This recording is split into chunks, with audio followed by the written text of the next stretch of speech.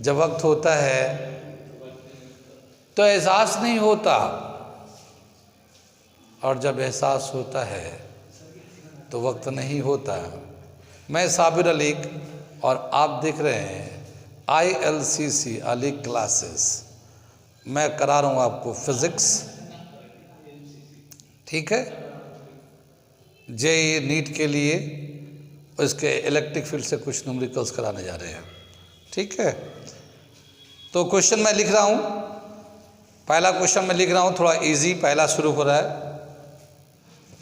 ये हम लोग प्रॉब्लम करना शुरू कर रहे हैं। ये पहला प्रॉब्लम है बेस्ड ऑन इलेक्ट्रिक फील्ड, ठीक है ना, बेस्ड ऑन इलेक्ट्रिक फील्ड, ठीक है ना। इलेक्ट्रिक फील्ड के बेस पे हम लोग ये क्वेश्चन करना शुरू कर रहे हैं, ठीक। क्वेश्चन में पढ़ के सुना रहा हूँ। Calculate the voltage needed to balance an oil drop carrying 10 electrons when located between the plates of a capacitor which are 5 mm apart. The mass of oil drop is 3 into 10 to the power minus 16 kg and G का जो value है 10 metre पर second square use करना है। सबसे पहले हम लोग देखते हैं एक कैपेसिटर। कैपेसिटर तो अभी हमने पढ़ाया नहीं है, लेकिन कल हम लोगों ने पिछले क्लास में एक हम बता रहे थे कि दो पैरेलल प्लेट होते हैं जिस पे इक्वल एंड अपोजिट चार्ज रखते हैं, और वही प्रिंसिपल ऑफ कैपेसिटर होगा जो कि आगे हम लोग अभी जाके पढ़ेंगे, ये हमने कहा था। तो कैपेसिटर में क्या बताया कि दो पैरेलल प्लेट होते हैं, एक पे पॉजिटिव एक पे नेगेटिव चार्ज होता है, तो अपोजिट चार्ज, हाँ जी, ये एक कैपेसिटर का प्लेट है, हमने ऐसे ले लिया, और इसमें जो क्या ड्रॉप कर रहे हैं 10 इलेक्ट्रॉन्स। तो इलेक्ट्रॉन्स को अगर हमें बैलेंस करना है, लिखा ना, balance an oil drop carrying 10 electrons, इसे बैलेंस करना है। तो ग्रेविटी जो ना इसको नीचे की तरफ खींच रहा होगा। अरे मैं बोल रहा हूँ, फिर तुम बोलते रहोगे बार बार, तो फिर वो उसमें भी आता है। कभी कभी ज़रूरत के हिसाब से बोलिए, ठीक है ना, मैं बता रहा हूँ ना। तो ये जो 10 इलेक्ट्रॉन्स हैं, ये 10 इलेक्ट्रॉन्स हैं, इसका जो मास होगा ये ग्रेविटी को नीचे की तरफ खींचेगा, ठीक है ना। तो ये नीचे जाने लगेगा, लेकिन इसे हमें बैलेंस करना। तो अगर ये नेगेटिव चार्ज है, इस प्लेट पे नेगेटिव चार्ज कर देते हैं, ठीक है ना, तो क्या होगा, ये रिपेल करेगा, और इस प्लेट पे पॉजिटिव चार्ज कर देते हैं, क्योंकि कैपेसिटर में एक अपोजिट चार्ज होते हैं प्लेट्स के ऊपर। तो अब ये 10 इलेक्ट्रॉन को ऊपर वाला तो अट्रैक्ट कर रहा होगा ऊपर की तरफ, और ये रिपेल कर रहा होगा, और इस तरह से इस पे अपवर्ड फोर्स लग रहा होगा इलेक्ट्रिक फील्ड की वजह से, ठीक है ना। और इसके वेट की वजह से ये नीचे फोर्स लग रहा होगा। और अगर ये दोनों फोर्स बैलेंस कर देंगे, अगर दोनों इक्वल होंगे तो बैलेंस हो जाएगा, तो वो 10 इलेक्ट्रॉन्स बैलेंस हो जाएंगे। कितनी बात सुन में आई। ये कैपेसिटर का एक फॉर्मूला आप अभी डायग्राम देख लीजिए कैपेसिटर का। लेकिन यहाँ पे हमें इलेक्ट्रिक फील्ड नहीं निकालना है, हमें पोटेंशियल निकालना, वोल्टेज निकालना, यानी कि पोटेंशियल कितना चाहिए। कितनी बात सुन में आई। तो अब हम लोग सोल्यूशन करेंगे, तो इसको दिखा रहे इसमें सोल्यूशन में गिवन जो डाटा है वो लिख देते हैं ताकि यूज़ करते वक्त आसानी रहे। क्या दे रखा है, ये जो टोटल चार्ज है वो 10 इलेक्ट्रॉन्स हैं, ठीक है ना। और 10 इलेक्ट्रॉन का, एक इलेक्ट्रॉन का चार्ज कितना होता है 1.6 10 to the power minus 19 coulomb. तो ये 10 से मल्टीप्लाई कर देंगे तो ये Q is equal to 16 into 10 to the power minus 19 coulomb, ये हमारा चार्ज हो जाएगा।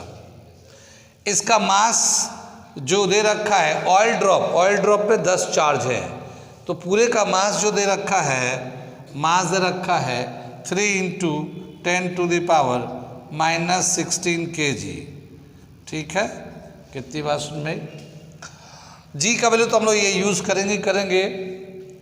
और आगे देखते हैं, मास दे रखा है, यहाँ पे क्या होगा, the upward force by the plate should be equal to weight of the oil drop to balance the oil drop.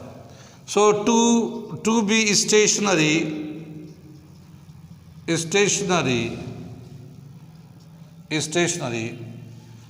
the upward force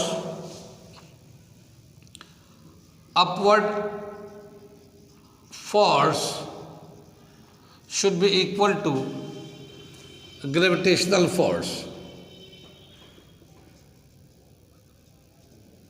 gravitational force दिख रहा है लास्ट वाले बच्चे को? ठीक है। अपवर्ड फोर्स कैसे हो जाएगा?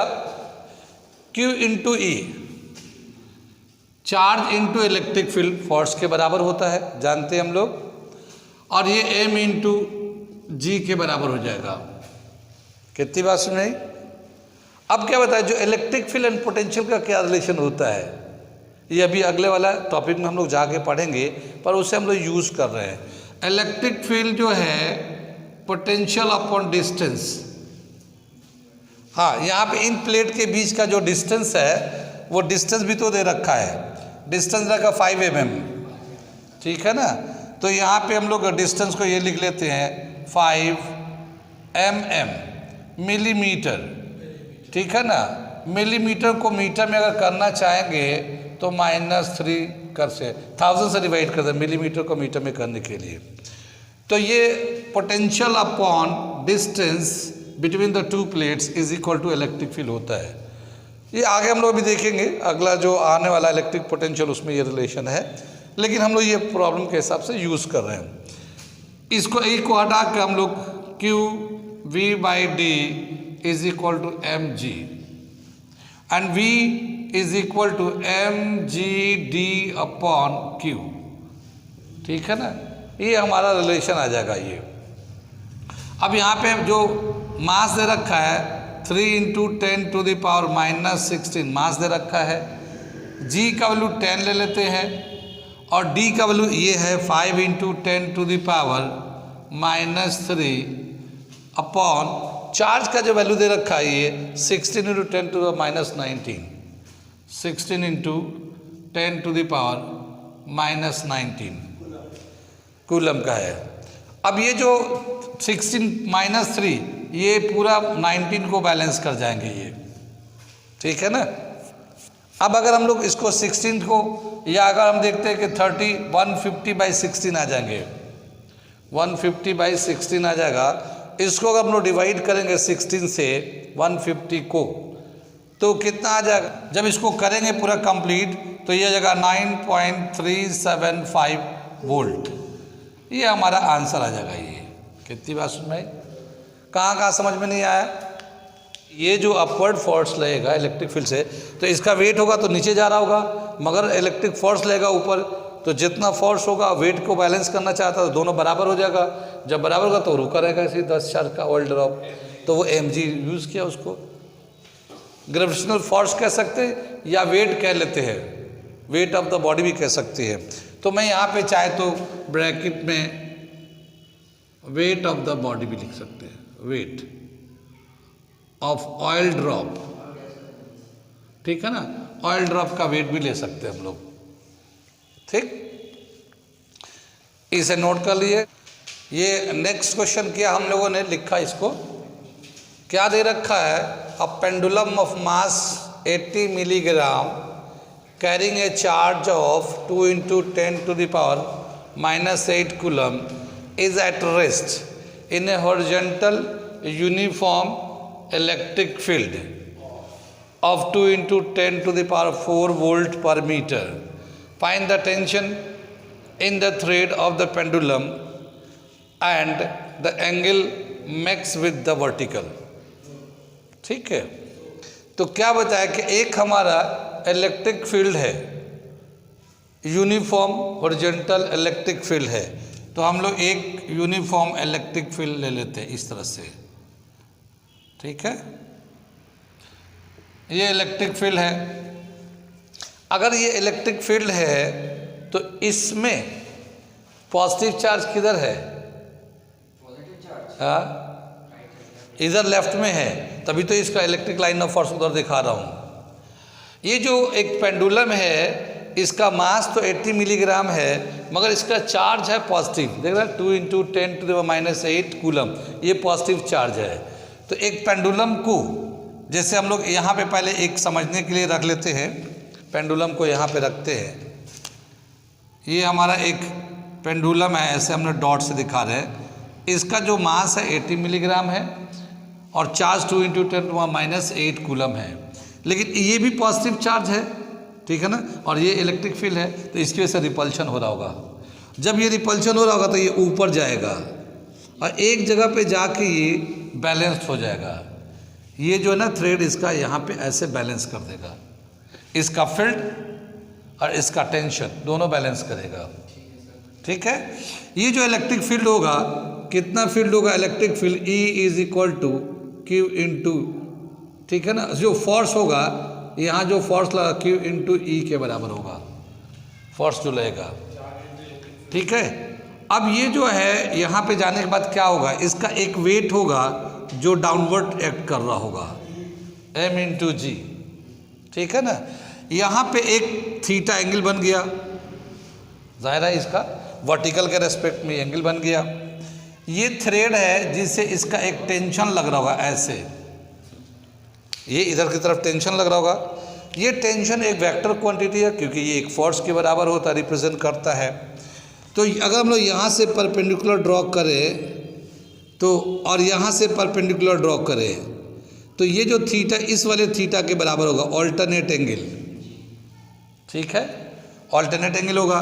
और जब ये यहाँ पे थीटा होगा तो ये तो बेस की तरह काम करेगा, तो ये होगा T cos थीटा के बराबर हो जाएगा ये, क्योंकि बेस के अलॉन्ग आएगा ये, और ये हो जाएगा परपेंडिकुलर के अलॉन्ग, और ये हो जाएगा T sin थीटा, परपेंडिकुलर के अलॉन्ग होगा। तो बात समझ में आ रही है।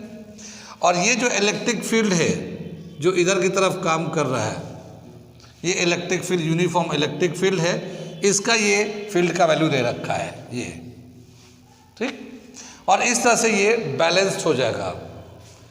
अब यहाँ पे हमें बताना है कि टेंशन कितना है और ये एंगल कितना है, ये दो चीज़ें बतानी है। कितनी बात सुन भाई, जो गिवन इन्फॉर्मेशन है थोड़ा सा लिख देते हैं, ठीक। क्या दे रखा, सोल्यूशन करने जा रहे हैं। इसका जो मास है, मास m जो दे रखा है 80 मिलीग्राम है। मिलीग्राम को केजी में अगर कन्वर्ट करेंगे 80 इंटू 10⁻⁻⁶ kg हो जाएगा, क्योंकि मिलीग्राम को ग्राम बनाएंगे और ग्राम को फिर केजी बनाएंगे, तो ये 10⁻⁻6 का पावर आ जाएगा, ठीक है ना। यहाँ पे जो इसका चार्ज दे रखा है, charge of the Bob Q जो दे रखा है 2 इंटू 10⁻⁻8 कूलम हो जाएगा ये। कितनी बात सुन में। और इसी तरह से इसका जो इलेक्ट्रिक फील्ड E दे रखा है 2 इंटू 10⁴ वोल्ट पर मीटर दे रखा है, हाँ 4 वोल्ट पर मीटर। अभी हम लोग रिलेशन लिखा था ना, E is equal to V/D, इसी से लिखा है, V से वोल्टेज और D डिस्टेंस है मीटर, ठीक है। Distance between the two plates था ना, वहाँ पे जो पिछले वाला क्वेश्चन में कर रहे थे हम लोग। तो यहाँ पे ये हमारा वैल्यू दे रखा, अब हमें टेंशन निकालना है, ठीक है ना। When the pendulum is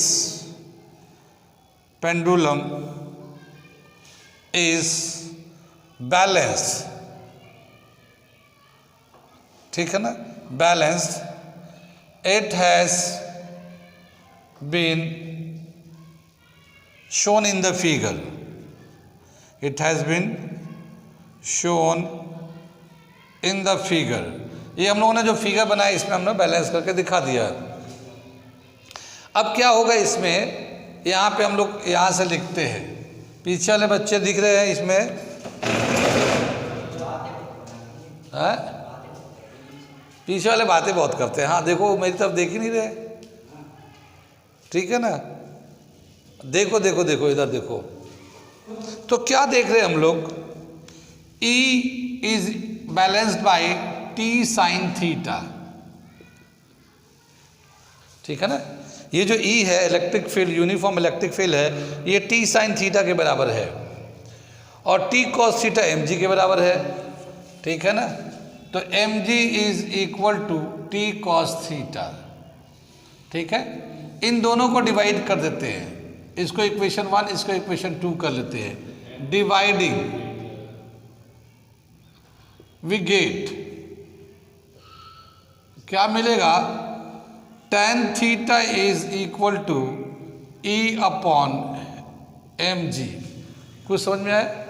T से T कैंसिल हो जाएगा, sine by cos tan theta हो गया, E अपॉन mg हो गया, ठीक है।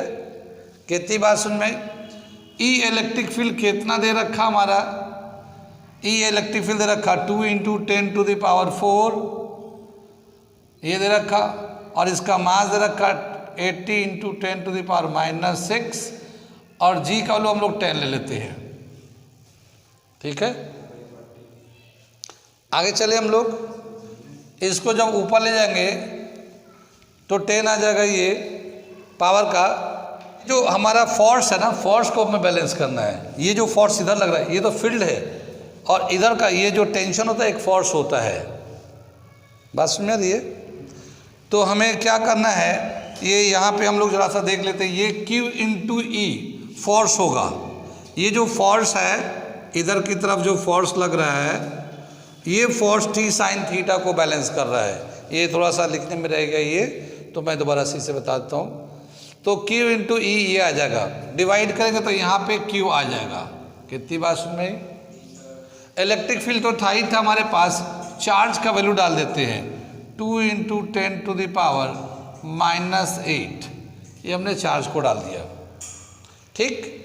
जब ये हम लोग ऊपर ले जाएंगे -6 को, तो ये हो जाएगा 10, और ये -8 उसमें से कैंसिल हो जाएंगे, तो 2 10 टू द पावर 2 बच जाएगा। 2 में से ये दोनों जीरो कैंसिल हो जाएंगे, तो ये पूरा ही खत्म हो गया। ये 2 टू जा 4, 4 अपॉन 8 बचेगा, ठीक है ना। 4 अपॉन 8 बचेगा, यानी कि 0.5 हो जाएगा वो। तो tan theta is equal to 0.5 पूरा कैलकुलेट करने के बाद, ठीक है ना। tan थीटा का निकालना है तो tan इनवर्स 0.5 ये हो जाएगा थीटा, और जो थीटा का जो वैल्यू आएगा 0.5 का जो अप्रोक्सीमेट वैल्यू देते हैं वो 27 डिग्री आता है।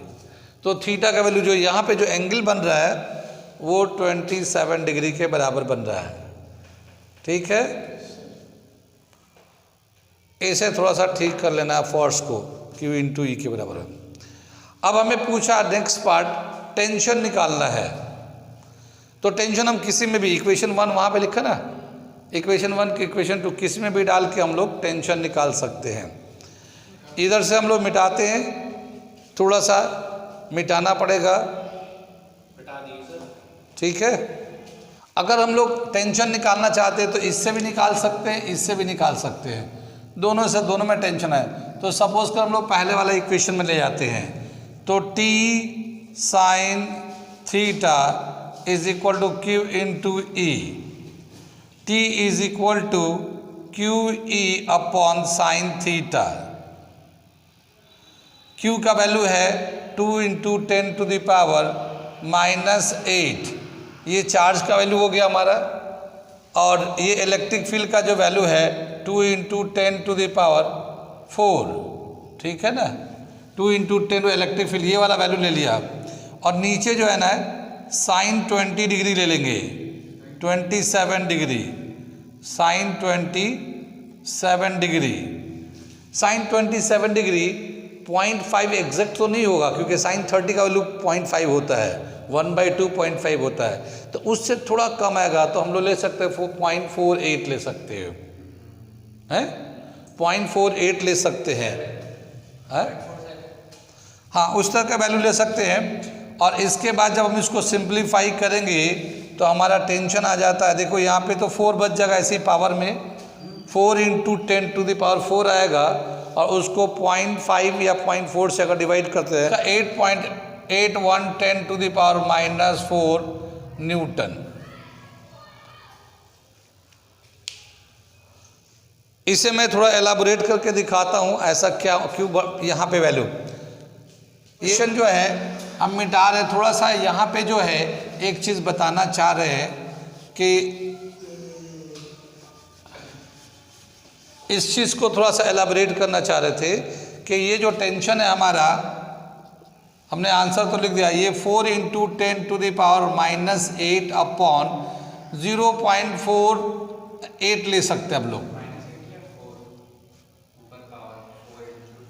-4 बचेगा ये, क्योंकि एक में -8 है, 4+4 है, तो -4 बचेगा। ठीक है, अब ये जो है ना, अगर 0.5 होता तो 1/2 लेते हैं, तो 1/2 होता तो 2 ऊपर जाके 8 हो जाता। ठीक है ना, लेकिन वो उससे कम है तो ये 8 से ज़्यादा आएगा, तो वो है 8.81 10⁻⁻4 न्यूटन। कितनी बात सुन में आई? तो हम लोग ये 8 × 10⁻⁻4 न्यूटन, ये दोबारा से मैं लिख दे रहा हूँ इसको एलाबोरेट करने के लिए। ठीक है ना, कितना समझ में आई? ये अगला क्वेश्चन हम लोग करने जा रहे हैं। ठीक,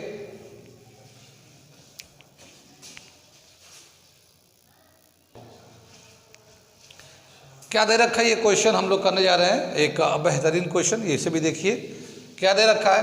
N electrons fall through a distance of 1.5 centimetre in a uniform electric field of magnitude 2 × 10⁻⁴ newton in figure A. ये फिगर दे रखा है, मैं इस फिगर को थोड़ा समझा दूँ। क्या दे रखा है? ये इलेक्ट्रॉन है, ठीक है ना, इलेक्ट्रॉन नेगेटिव चार्ज है, इसका जो प्लेट है ऊपर नेगेटिव चार्ज है, नीचे पॉजिटिव चार्ज है। तो इसको, ये इलेक्ट्रॉन नेगेटिव चार्ज है तो ये पॉजिटिव प्लेट उसको खींच रहा होगा। ठीक है ना, सॉरी, पॉजिटिव प्लेट जो है ना, इसका इलेक्ट्रिक लाइन ऑफ फोर्स ऊपर की तरफ होगा, इलेक्ट्रिक लाइन ऑफ फोर्स ऊपर की तरफ होगा, पॉजिटिव से नेगेटिव की तरफ। ठीक है, अब ये जो गिरेगा नीचे की तरफ गिरेगा, क्योंकि ये नेगेटिव नेगेटिव रिपेल करेगा, पॉजिटिव अट्रैक्ट करता है, तो 1.5 सेंटीमीटर ये नीचे की तरफ आता है। ठीक, हाँ, ये इलेक्ट्रॉन का, तो ये इलेक्ट्रॉन का दिखा रखा ना, एन इलेक्ट्रॉन फॉल्स, तो ये तो पहले वाला का हो गया, फिगर ए में दिखा दिया। इलेक्ट्रिक फील्ड का वैल्यू दे रखा है और एक इलेक्ट्रॉन है, एक इलेक्ट्रॉन, ठीक है ना, एन इलेक्ट्रॉन, ये तो पहले वाला फिगर का हो गया। अब देखिए दूसरे में क्या था, the direction of electric field is reverse, यानी कि जो नीचे पॉजिटिव था वो ऊपर पॉजिटिव हो गया, नीचे नेगेटिव हो गया, रिवर्स कर दिया। कीपिंग द मैग्नीट्यूड अनचेंज, यानी जितना इलेक्ट्रिक फील्ड था उतना ही है अभी भी, मगर सिर्फ डायरेक्शन बदल गया, तो अब ऊपर से नीचे की तरफ एरो हो जाएगा। ठीक है ना, इलेक्ट्रिक लाइन ऑफ फोर्स का। एंड अ प्रोटोन, प्रोटोन का मतलब पॉजिटिव चार्ज, वो हम लोग गिराते हैं। A proton falls through same distance, same distance मतलब 1.5, फिगर बी में दे रखा हम लोगों ने।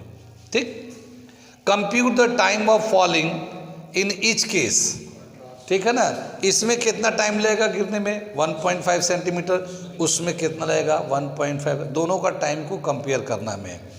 साथ ही contrast the situation a with that of free under gravity, free fall under gravity, fall कर लीजिए, फ्री फॉल अंडर ग्रेविटी।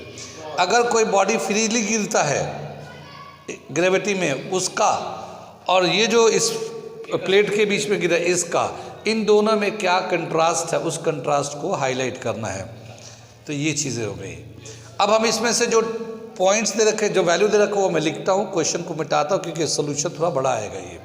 ठीक है ना, तो हम इसको मिटा देते हैं और इसके बाद देखते हैं इसको, जो जो वैल्यू दे रखा वो हम लोग डाल देते हैं। इसमें क्या दे रखा है, इलेक्ट्रॉन दे रखा, प्रोटॉन दे रखा है, इलेक्ट्रिक फील्ड दे रखा है, और उसके बाद फिर देखते हैं। ठीक है ना, ये हम क्वेश्चन को मिटा दे रहे हैं। इसमें क्या दे रखा है, यहाँ पे गिवन में दे रखा हमें कौन कौन सा टेबल या डेटा दे रखा है। इलेक्ट्रिक फील्ड दे रखा है, कितना था, 4 न्यूटन पर कूलम, है ना, ये तो इलेक्ट्रिक फील्ड हो गया। एक इलेक्ट्रॉन है इस केस में, एक प्रोटॉन है उस केस में, और डिस्टेंस दे रखा है, डिस्टेंस ट्रैवल जो है 1.5 सेंटीमीटर है। इसको अगर मीटर में लिखना चाहेंगे तो ये मीटर में लिख देंगे हम लोग। ठीक है, आगे चलते हैं हम लोग, इसको देखते हैं, इसे मिटा देते हैं। क्या दे रखा है यहाँ पे, तो इलेक्ट्रॉन फॉल कर रहा है, तो मास ऑफ इलेक्ट्रॉन कितना होगा, मास ऑफ इलेक्ट्रॉन 9.1 × 10⁻³ kg, और मास ऑफ प्रोटॉन जो है, मास ऑफ प्रोटॉन 1.67 × 10⁻27 kg, ये दे रखा मास ऑफ प्रोटॉन। ठीक है, ये यूज करेंगे। आगे बोला क्या कि इसमें अब देखते हैं पहले वाला फिगर में देखते हैं। इन फिगर 1, फिगर ए, ठीक है, इलेक्ट्रिक फील्ड्स की वजह से जो फोर्स लग रहा होगा, इस इलेक्ट्रिक फील्ड ऊपर है ना, तो फोर्स लग रहा होगा, जो फोर्स लग रहा होगा उसके बाद भी वो नीचे आ रहा होगा। ठीक है ना, तो 1.5 सेंटीमीटर का डिस्टेंस, तो जब फोर्स लगेगा तो डिस्प्लेसमेंट हो रहा है, अगर बॉडी मूव कर रहा है, इसका मतलब ये है कि force is equal to, in figure A, force is equal to mass into acceleration, mass of electron into acceleration of electron. ठीक है, F is equal to MEA, जो फोर्स होगा electric field, charge into electric field is equal to mass of electron into acceleration of electron. ठीक है ना, यहाँ पे जो एक इलेक्ट्रॉन है तो Q की जगह पे सिर्फ E लिख देते हैं, 1 E लिख दिया, capital E, mass of electron into A। कितनी बात सुन रही? एक्सेलरेशन फिर कितना आ जाएगा इसका, एक्सेलरेशन का वैल्यू हो जाएगा E small e capital E upon mass of electron. ये एक्सेलरेशन का वैल्यू आ जाएगा जो इलेक्ट्रॉन इसमें मूव करेगा। ठीक है ना, इनिशियली ये तो चार्ज जो है ना रेस्ट में था। ठीक है ना, फ्री फॉल फॉल करा रहे हैं, तो इनिशियली वो रेस्ट में था, तो इनिशियल वेलोसिटी इसका था 0, initial velocity is equal to 0, और एक्सेलरेशन तो हमारे पास वैल्यू आ ही गया, और t जो है ना, हमें टाइम ऑफ इलेक्ट्रॉन निकालना है, time taken to travel a distance of 1.5 centimetre. तो हमें टाइम निकालना है, डिस्टेंस दे रखा है 1.5 10⁻⁻² मीटर, इतना डिस्टेंस को ट्रैवल करना है। न्यूटन लॉ ऑफ मोशन के अकॉर्डिंग जो है डिस्टेंस का फार्मूला होता है S is equal to ut plus half AT²। ठीक है ना, कितनी बात में यहाँ पे जो डिस्टेंस ट्रैवल है 1.5 10⁻⁻² मीटर का है, इनिशियल वेलोसिटी 0 है, ये टाइम लगा दिया, और फिर यहाँ पे हाफ है, और एक्सेलरेशन की जगह पे हम लोग लिख देते हैं ये वैल्यू, एक्सेलरेशन की जगह पे ये वैल्यू लिखा हम लोगों ने, हाँ, इनटू टाइम t का स्क्वायर, और ये चूंकि इलेक्ट्रॉन के लिए ले रहे हैं तो time taken to travel by electron, ये लिख दिया। कितनी बात सुन में, ये पूरा जो है ना 0 हो जाएगा। ठीक है ना, ये पूरा 0 हो जाएगा, और ये जो डिस्टेंस है, अगर हम लोग इस डिस्टेंस का वैल्यू ना लिखे, अभी इस डिस्टेंस का वैल्यू हम लोग बाद में डालते हैं, अभी हम लोग खाली इसको रिलेशन डेवलप कर लेते हैं, ऐसी रख देते हैं अभी। तो हमें टाइम निकालना होगा तो क्या होगा, देखिए ये तो पूरा 0 हो गया, ये 2 यहाँ चला जाएगा, मास भी यहाँ चला जाएगा, ये इसके नीचे चला जाएगा, और t पे स्क्वायर था तो रूट पड़ जाएगा। तो time taken to fall by electron is equal to mass of electron distance travel upon E capital A whole root.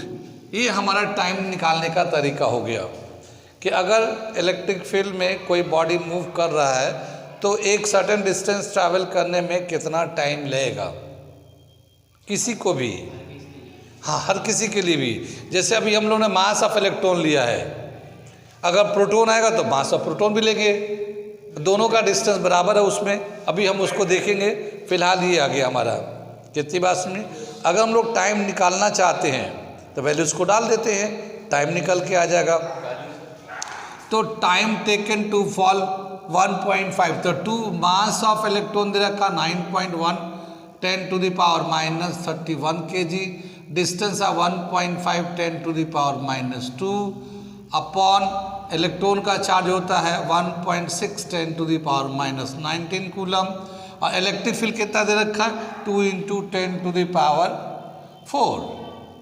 इस पे रूट लगा देते हैं हम लोग, ठीक है ना। पावर को अगर सिंप्लीफाई कर ले हम लोग, तो हम लोग पावर को पहले सिंप्लीफाई करते हैं।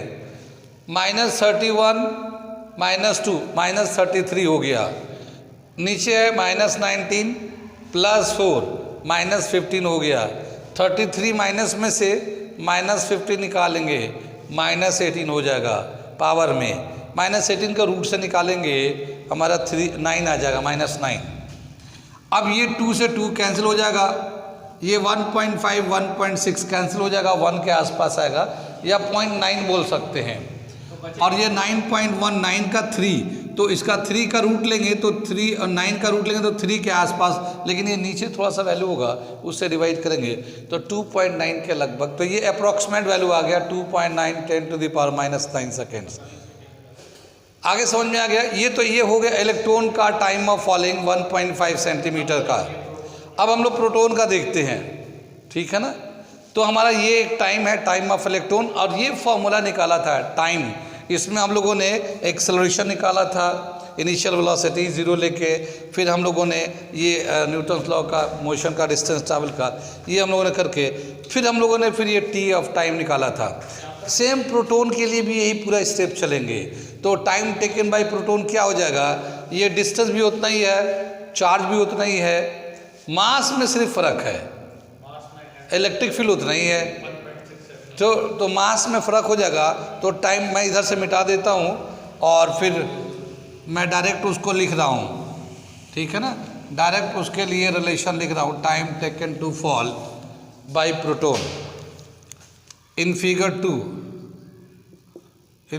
2 B time taken by proton, time taken to fall by a proton is equal to T proton लिखेंगे two mass of proton distance travel, फिर इसके बाद आएगा ई होल रूट। सेम चीज़ आ गई ये। हम लोग क्या करेंगे, 2 लेंगे, mass of proton 1.67 10 to the power -27, और डिस्टेंस है 1.5 10 टू द पावर -2 अपॉन ये प्रोटॉन का जो चार्ज होगा 1.6 10 to the power -19 coulomb. Charge तो उतना ही होता है इलेक्ट्रॉन प्रोटॉन का, और ये इलेक्ट्रिक फील्ड दे रखा 2 × 10 टू द पावर 4। इस पे रूट लगा लेते हैं, ठीक है। अब पावर को पहले देख लेते हैं। ये तो नीचे 15 हो जाएगा, और ये कितना 29 हो जाएगा। 29 को 15 चला जाएगा तो 14 बच जाएगा। 14 का रूट ले लेंगे तो 7 आ जाएगा। पावर का काम तो ख़त्म हो गया, ठीक है। ये 2 से 2 कैंसिल कर देंगे, ये इसी तरह से कैंसिल हो जाएगा। लेकिन 1.6 का रूट लेंगे, 1.6 का रूट लेंगे तो क्या दे रखा है ये 1.25 10 टू द पावर -7 सेकेंड्स। ये लगभग इतना से आ जाता है ये, ठीक है ना। Time of falling by proton note कर लिए इसे।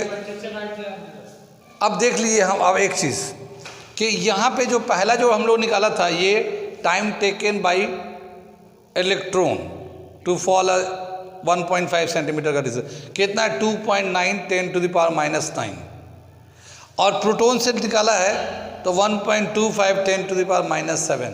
कौन ज़्यादा टाइम है? ये 10 टू -9 है, ये 10 टू -7 है, ये ज़्यादा टाइम है। जब ये ज़्यादा टाइम है, जबकि प्रोटॉन का मास ज़्यादा होता है इलेक्ट्रॉन के मास का, इलेक्ट्रॉन का मास से प्रोटॉन का मास ज़्यादा होता है, और प्रोटॉन के मास को फॉल करने में टाइम ज़्यादा लग रहा है, यानी heavier body takes longer time, ठीक है ना। Heavier body takes longer time, और we can say the time is depend upon the mass directly, ठीक है ना। डायरेक्टली ले सकते हैं। जैसे इसको और इसको अगर हम लोग रेशियो लें, ठीक है ना, अभी मैं बता रहा हूँ। तो यहाँ पे जो है अगर हम लोग रेशियो लेते हैं इन दोनों का, time of falling by electron upon time of falling by proton is equal to electron का 2 mass of electron distance upon E, फिर इसके बाद अगर 2 mass of proton distance E, ये आ गया। ठीक है ना, इसमें सब कैंसिल हो जाएगा, ये mass of electron upon mass of proton root में आ जाएगा। कितनी बात में, तो टाइम जो है ना डायरेक्टली डिपेंड करता है मास से। ठीक है ना, जिसका मास ज़्यादा होगा उसका टाइम ज़्यादा होगा, टाइम ऑफ फॉल, और जिसका मास कम होगा वो उसका टाइम भी कम होगा। ठीक है, अब क्या बताया कि इसमें हम लोगों ने लास्ट में पूछा था कंट्रास्ट। कंट्रास्ट में क्या होता है, जब फ्री फॉल से कंट्रास्ट दिखाना है, तो फ्री फॉल में जब भी कोई बॉडी गिरेगा तो वो मास पे डिपेंड नहीं करता, चाहे छोटा बॉडी हो चाहे बड़ा बॉडी हो, सबका टाइम ऑफ फॉल इक्वली होता है। अगर एक टावर से 2 बॉडी को गिराया जाए, छोटे और बड़े, तो दोनों का टाइम सेम आता है। तो in free fall it does not depend upon mass of the body, it take equal time, while in this electric field it depends upon the mass, time is directly proportional to square root of the mass। जिसका मास ज़्यादा होगा उसको ज़्यादा time लगेगा और जिसका मास कम होगा उसे कम टाइम लगेगा जब इलेक्ट्रिक फील्ड में करेंगे, और फ्री फॉल में it does not depend upon the मास। तो ये इसका कंट्रास्ट है, तो उस पॉइंट को मैं यहाँ पे हाईलाइट कर दे रहा हूँ। ठीक है ना, कंट्रास्ट वाले पॉइंट्स को क्या बताया, इन इलेक्ट्रिक फील्ड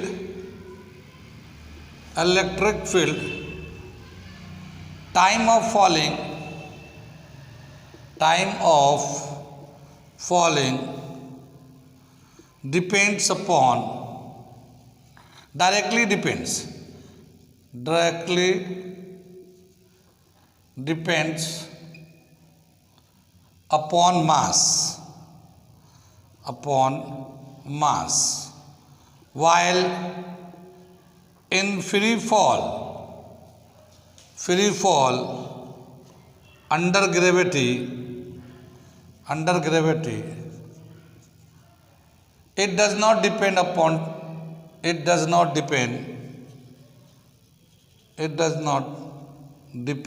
mass। ये जो टाइम है मास पे डिपेंड नहीं करता है ग्रेविटी वाले में, जबकि इलेक्ट्रिक फील्ड में मास पे डायरेक्टली डिपेंड करता है। ठीक है ना, तो ये था ये क्वेश्चन, इसमें किसका कंट्रास्ट है। ठीक है, अगला क्वेश्चन करते हैं हम लोग। ठीक है, इसमें इलेक्ट्रिक फील्ड में जैसे हम लोगों ने ये किया है, ये टाइम निकालने का एक बहुत ही इजी फॉर्मूला ड्राइव कर रखा है, ये बहुत जगह काम आएगा। ये अगर हमें पोटेंशियल दिया हो, क्वेश्चन में इलेक्ट्रिक फील्ड नहीं दे रखा, पोटेंशियल दे रखा है, तो इसको इलेक्ट्रिक फील्ड को चेंज कैसे करेंगे हम लोग, इलेक्ट्रिक फील्ड को V/D से चेंज कर लेंगे, V/S से चेंज कर लेंगे, S जैसे ऊपर है ना, तो ये V/S से।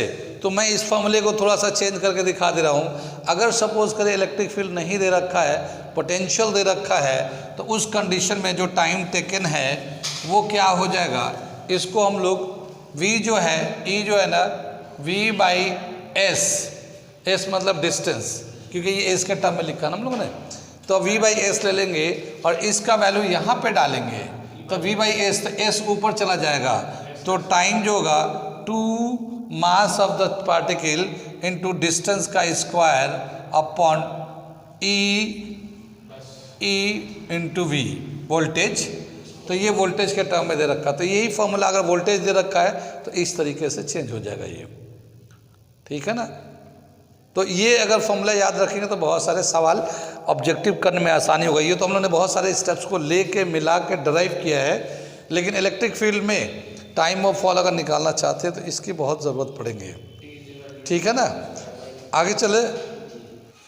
ये दे रखा है एक question, a stream of electrons moving with the velocity of 3 × 10⁻, ये 7 मीटर है, 7 मीटर पर सेकेंड। ठीक है ना, is reflected by 2 mm in transferring a distance of 0.1 metre in a uniform electric field of strength 18 volt per centimetre. ठीक है ना, determine E by M of electrons. इसमें क्या बताया कि एक बीम ऑफ इलेक्ट्रॉन्स है, मैं फिगर से थोड़ा समझा रहा हूँ इसे। ये इलेक्ट्रॉन का बीम है, इधर की तरफ जा रहा है, ठीक है ना, इधर की तरफ जाके ऐसे जो है, यहाँ से जब 1.1 मीटर के डिस्टेंस पे जा रहा है, यहाँ से 0.1 मीटर का डिस्टेंस मान लेते हैं हम लोग, 0.1 मीटर का डिस्टेंस जा रही है, ठीक है ना। 0.1 मीटर का जब डिस्टेंस जा रही है तो ये इलेक्ट्रिक फील्ड की वजह से ये ऊपर की तरफ डिफ्लेक्ट हो रही है, ऊपर की तरफ, और ये जो डिस्टेंस आ रहा है ये वाई एक्सिस की तरफ 2 mm का डिस्टेंस ये डिफ्लेक्ट कर जाता है। इलेक्ट्रिक फील्ड जो लगा हुआ है इस तरह से, इस इलेक्ट्रिक फील्ड की वजह से वो जो इलेक्ट्रॉन है वो ऊपर की तरफ डिफ्लेक्ट कर रहा है।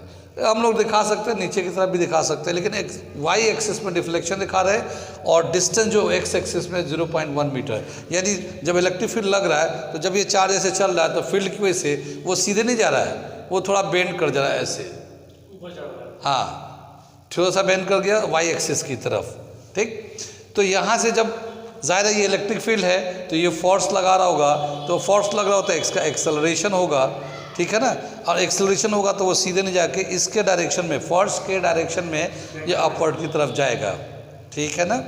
कितनी बात समझ में आई? तो क्या बताया कि जब ये सॉल्यूशन कर रहे हैं हम लोग, जब ये इलेक्ट्रिक फील्ड लग रहा है, इलेक्ट्रिक फील्ड का वैल्यू दे रखा हमारा, कितना दे रखा है इलेक्ट्रिक फील्ड का वैल्यू, ठीक है ना, 18 volt, E is equal to 18 volt per centimetre, ठीक है ना। लेकिन ये सेंटीमीटर में दे रखा है, इसे तो मीटर में होना है, ऐसा ही सिस्टम में मीटर होना चाहिए, तो सेंटीमीटर को मीटर में कन्वर्ट करते तो 100 से डिवाइड करते हैं, तो क्या आ जाएगा, देखिए ये 18 वोल्ट पर सेंटीमीटर, ये ऐसे लिख दिया।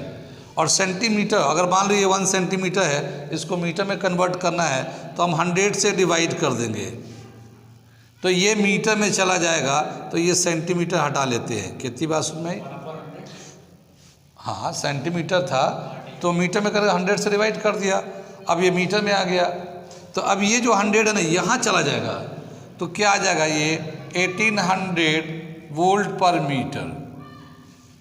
कितनी बात सुन में, ऐसा ही सिस्टम में किया तो है, हाँ, लेकिन वो सेंटीमीटर को मीटर करेंगे तो थोड़ा सा डायरेक्ट समझ में थोड़ा आएगा, तो हमने इस हिसाब से कर दिया। कितनी बात सुन में, ये इलेक्ट्रॉन है, इलेक्ट्रॉन का अपना एक मास होता है, चार्ज होता है, ठीक है ना। अब क्या बताया कि जब यहाँ से चार्ज यहाँ तक जाएगा, कितना 0.1 मीटर, और इसका स्पीड कितना दे रखा है, ये जो दे रखा है स्पीड है इसका, तो यहाँ से यहाँ तक जाने में टाइम कितना लगेगा, ठीक है ना। तो टाइम निकालना चाहते हैं, पहले तो यहाँ से एक्सेलरेशन निकालते हैं, A is equal to F/m, ठीक है ना, force on electron by mass of electron, और ये हो जाएगा Q इंटू E/m, ठीक है ना। Q यहाँ पे स्ट्रीम ऑफ इलेक्ट्रॉन, से यहाँ पे इलेक्ट्रॉन का नंबर तो नहीं दिया, तो हम लोग E/m ले लेते हैं, ठीक है ना।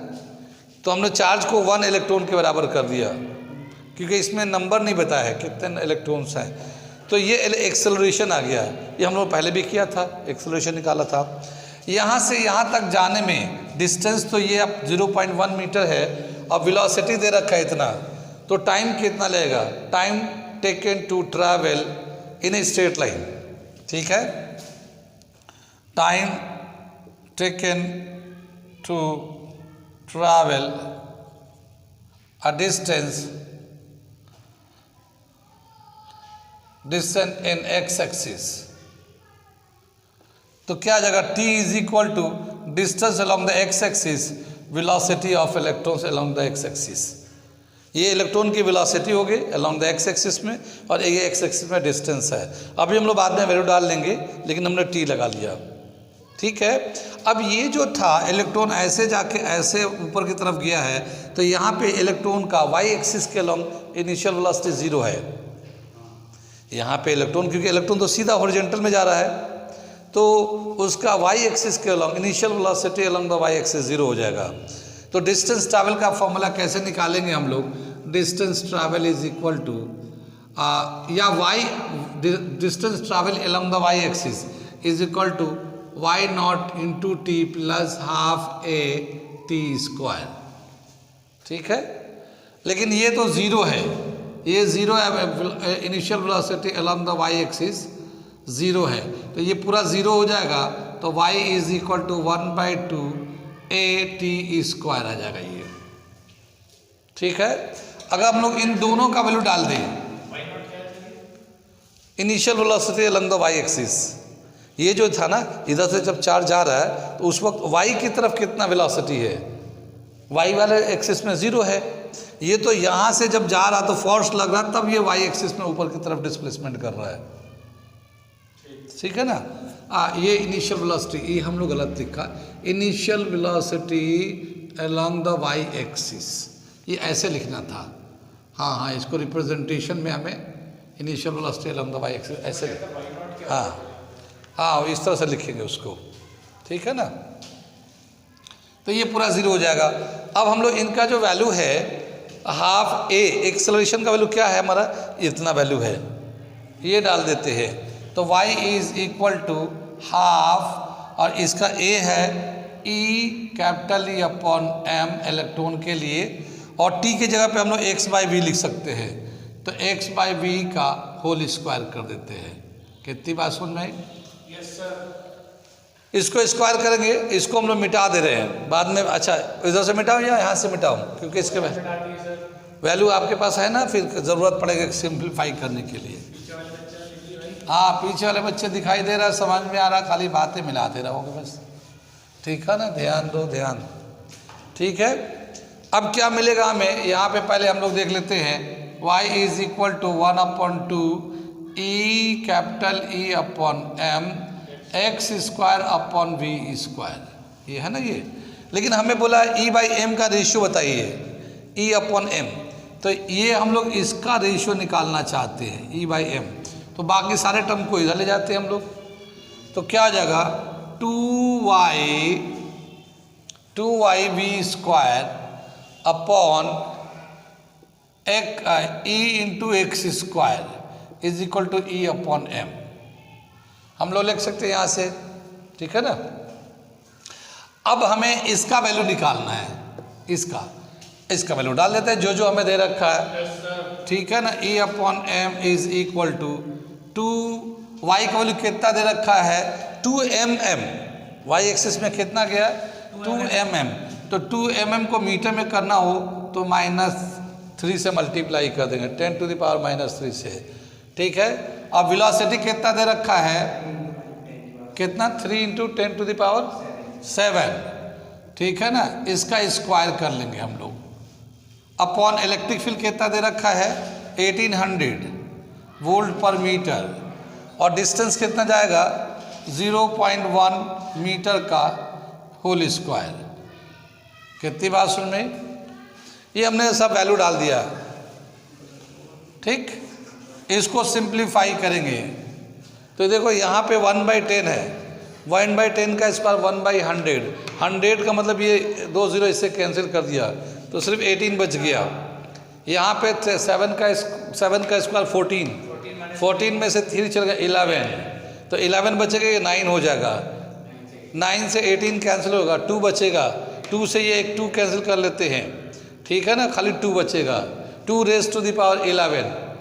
ठीक है ना, तो इसका जो वैल्यू दे रखा है, तो E/m का जो वैल्यू दे रखा 2 × 10⁻11 कूलम पर केजी, ये हमारा वैल्यू आ गया। कितनी बात सुन में, ये जो फॉर्मूला है, ये मेनली ये फॉर्मूला आपको याद करना होगा।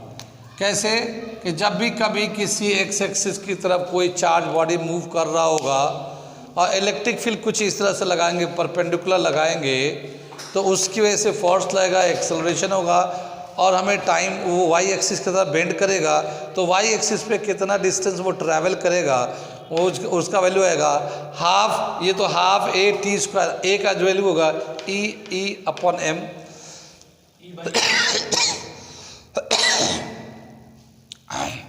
ये एक्स बाई बी का होल स्क्वायर।